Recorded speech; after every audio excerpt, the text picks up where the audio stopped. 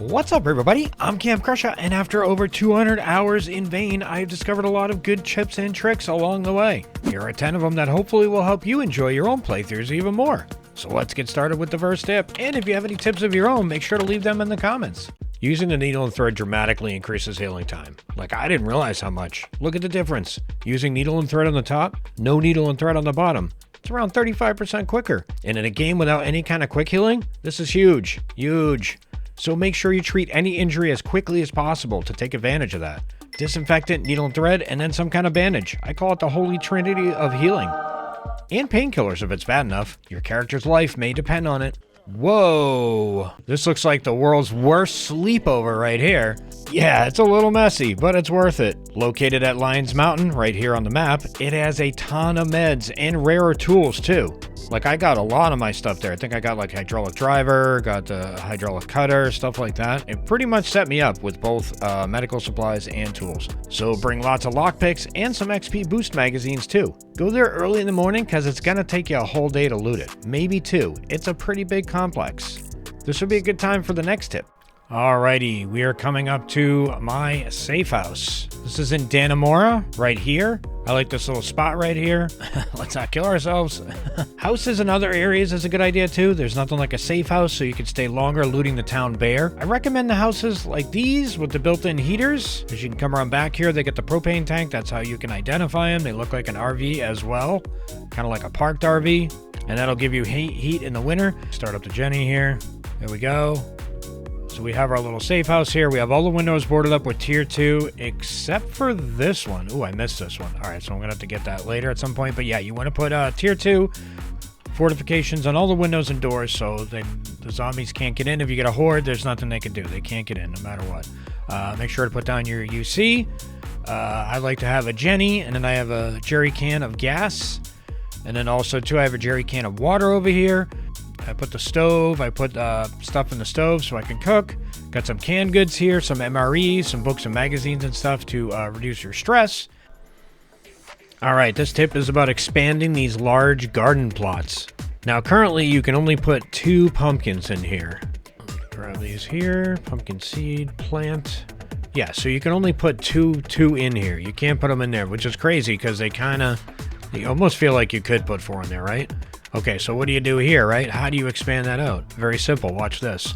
We take one of these, the large planters, and we can slap it down, right? Let's make it nice and even. So I know somebody's going to be like, oh my god, it's not even. Oh my god. There we go. Now we got the sprinkler positioned properly. Now watch this. Do-do-do. Do-do-do. No, we don't want to place them. Plant, not place. Okay, so where you go? Yep, see? 1, 2, 3, 4. Now you have 4 in the same space. Now if you want to add another one, add 2 more. What I did is I put this planter right here. Right there. Nope. There we go. Perfect. Look at that. Now you can do 2 more. There we go. Boom and boom. There we go. Now combine that with the one in the greenhouse. I could probably fit a few more in there too. I could probably fit 2 more.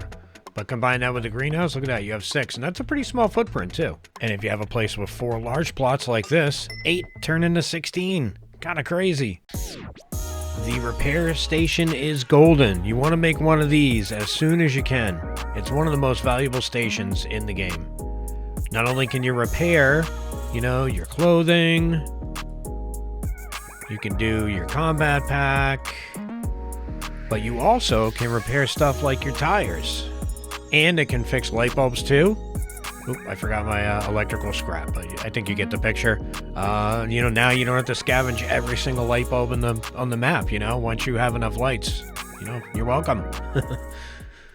If you use the walls of your house as part of your base walls, then zombies can do damage to some of the things that are up against those walls inside.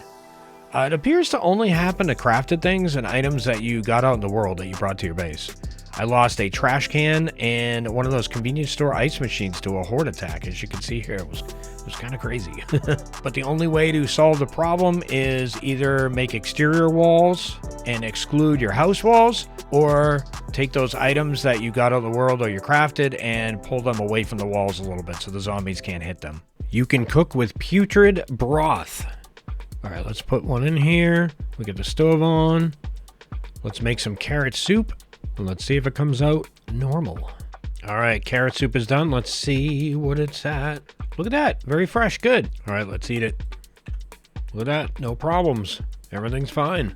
So you can scavenge any of the broths if you want to use them. You can actually use bones for broth if you have to. Not a very tasty notion, but hey, it is what it is. You can get them off of zombies, or you can dig them up in the graveyards, which is always interesting. I don't know how you feel about that. I feel kind of weird about it, but anyway. Alrighty, let's make some bone broth. Boom, done. See, 0% rot. Look at that, huh? The drying racks will work for more than one skin or pelt. I know there's a problem when you put in a stack of 2 or more, you only get 10 no matter what. In this example, I put in 2 1-stacks of raw leather and got back 20 strips. Then I put in 10 1-stacks and got 100 back.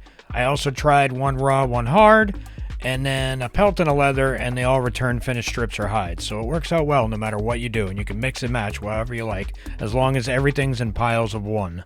They are a work in progress, but some of them are very useful.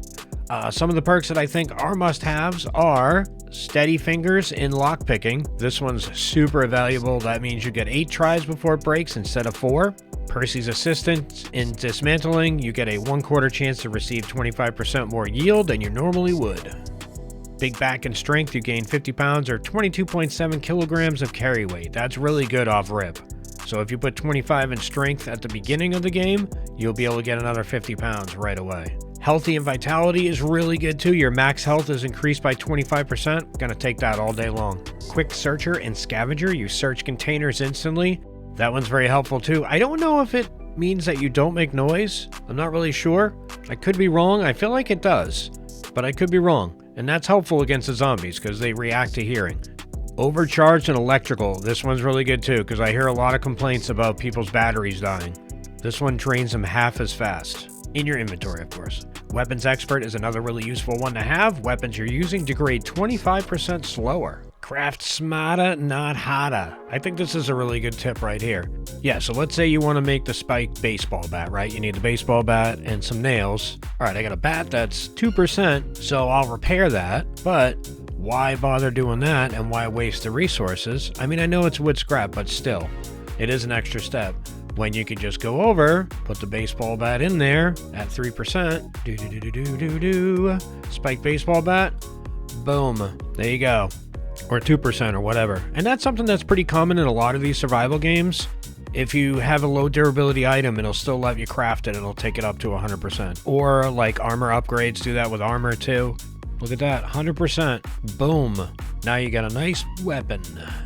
So there we go, peeps. 10 great tips and tricks to make your Vane playthroughs even better than before. And if you enjoyed the content, make sure to hit that like button. And if you are not subscribed, make sure to do so you will get more of this content in the future. Thanks for watching, everybody. I'm Cam Crusher, and I'll see you next time.